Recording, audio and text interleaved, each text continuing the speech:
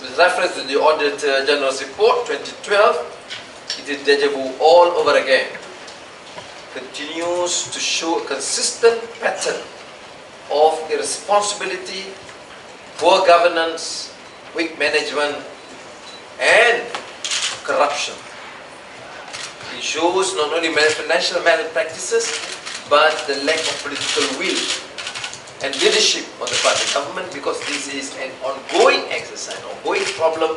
It has occurred in the last few years and continue to incur major loss and glaring irresponsibility on the part of government departments, which I believe should not be confined to just government officers. Now the trend tends to be to blame civil servants, but I think it's time that the political masters take full stop. They must be held equally, if not more, responsible. What are the main findings?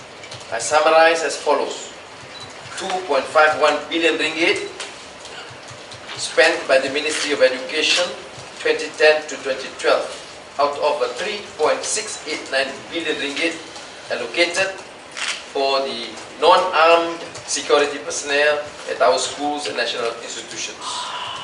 Intention may be noble, but those non-security vetted personnel, non-functioning CCTVs to be trusted to keep children or students safe.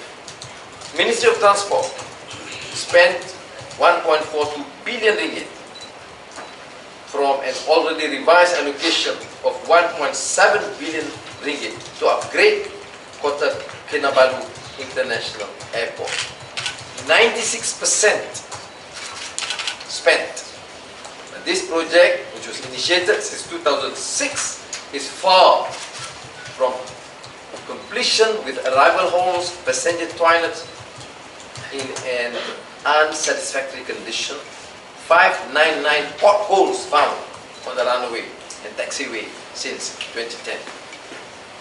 Ministry of Education, Communication and Culture, Information, Communication and Culture, 2006 till December 2012, 800.3 million ringgit spent with Telecom Malaysia to introduce Malaysian Emergency Response Services 999. The report highlights a total of 41 million ringgit of improper payments, including a paid training trip to Geneva for one senior ministry official, which amounted to 303,813 ringgit for 4 days. This is one of the things, special training for the sheikhs. Project Pembetungan, 744 million ringgit spent. College ATM Port Dickson, 190 million. Gudang in Bangi, 94 million.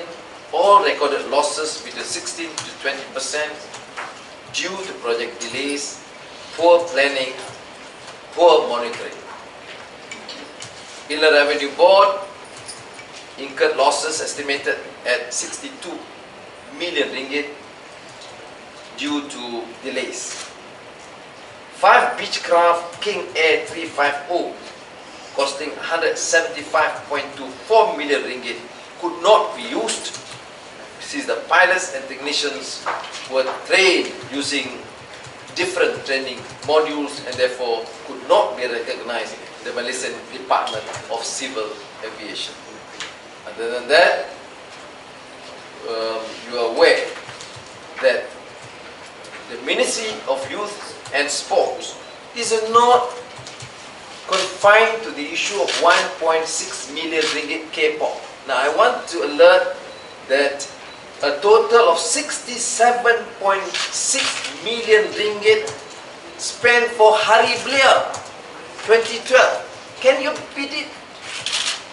67 million ringgit for Youth Day celebrations and programs.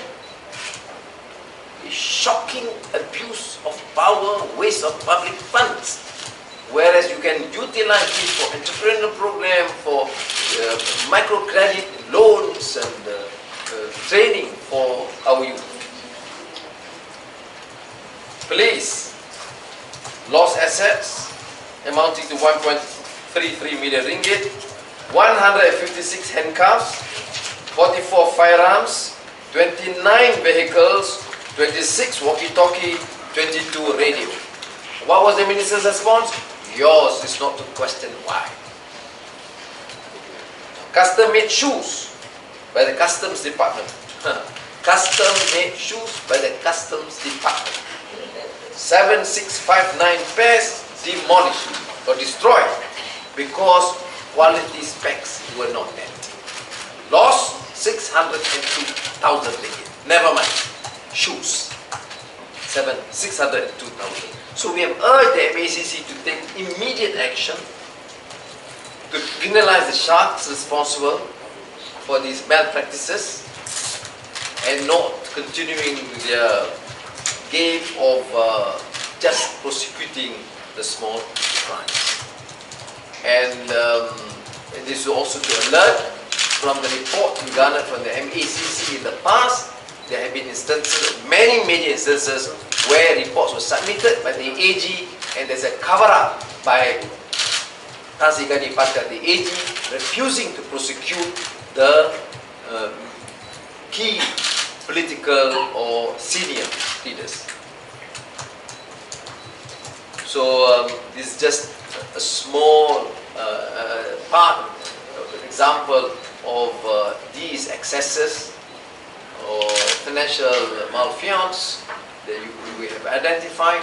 Now you extrapolate this, then our economics has put at the figure ranging from 23 to 26 billion ringgit annually.